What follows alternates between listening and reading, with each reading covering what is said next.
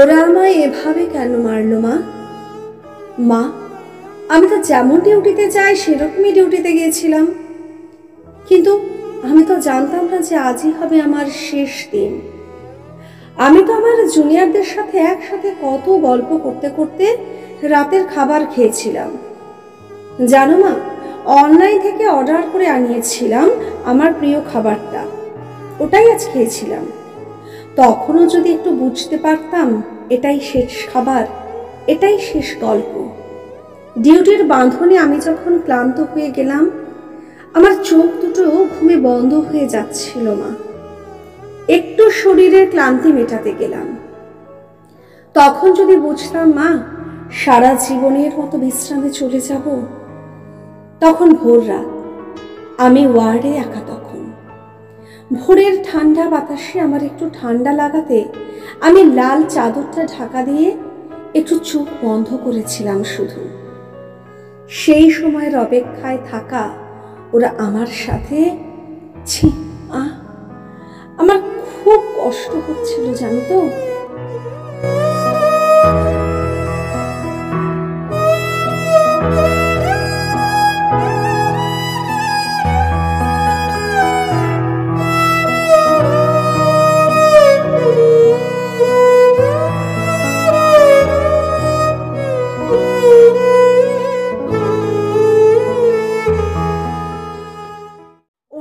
অনেকবার আমি বারণ করেছিলাম, চিৎকার করেছিলাম, বাঁচাও বাঁচাও, কে আছো, আমাকে বাঁচাও।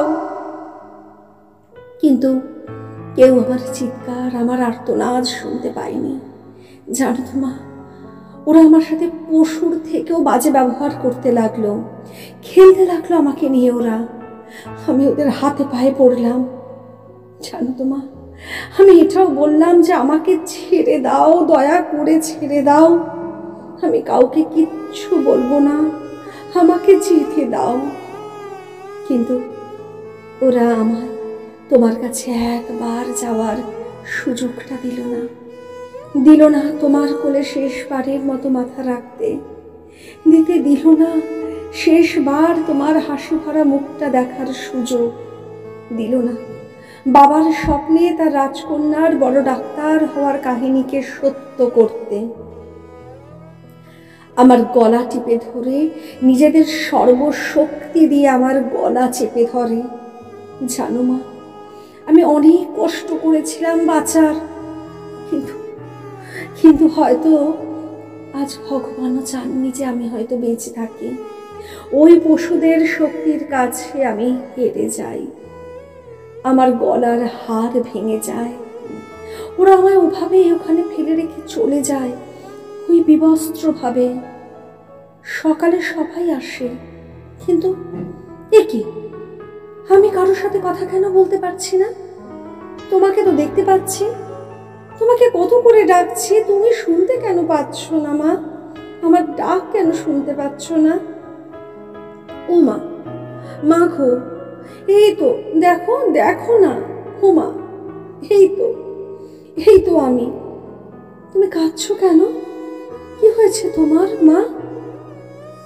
দেখি মা সামনের একটা লাশের দিকে তাকিয়ে হাউ মাউ করে কাঁদছে। লাশটার মুখ দেখতে পেয়ে আমি শিউরে উঠি। এটা তো আমার নিথর দেহ, আমি কিভাবে মারা গেছি? আমিও কাঁদতে শুরু করলাম। সবাই আমার মৃত্যুতে শোকাহত, সারা দুনিয়া আমার মৃত্যুর ঘটনা আপাতত জেনে গেছে, সবাই বিদ্রোহ করছে। কিন্তু আমি আমার নিথর দেহের দিকে তাকিয়ে রইলাম। আমার শেষটা তো আরো ভালো হতে পারতো বলো মা।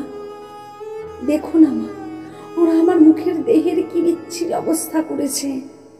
দেখো মা, দেখো। আমার চিৎকার করতে ইচ্ছে করছে, কিন্তু আমার আওয়াজ এখন কেউ শুনতে পাচ্ছে না। আমি এতগুলো লোকের সামনে চিৎকার করছি, কিন্তু একজনও কেউ আমার এই চিৎকার শুনতে পাচ্ছে না, কেউ না।